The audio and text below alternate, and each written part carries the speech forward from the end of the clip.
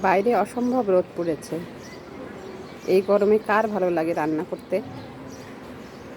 কিছু না কিছু তো রান্না করতেই হবে, আর অলসতা করা যাবে না। যাই রান্নাটা শুরু করে ফেলি। চুলায় মাংসটা বসিয়ে দিয়ে আমি আপনাদের সাথে গল্প করছিলাম।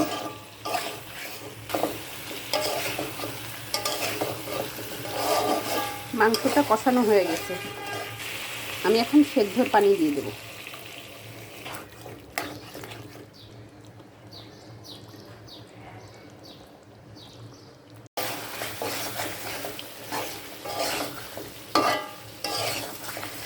মাংসটা সেদ্ধ হয়ে গেছে, এবার ঝোলের পানিটা দিয়ে দেব।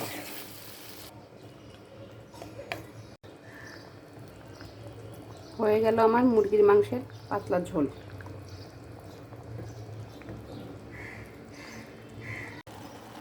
এদিকে আমার ভাতটাও হয়ে গেল। ডাল বাগার দেব, এজন্য রসুন পেঁয়াজ ভেজে নিচ্ছি। দিয়ে দেব পাঁচফোড়ন। হয়ে গেল আমার ডাল রান্না।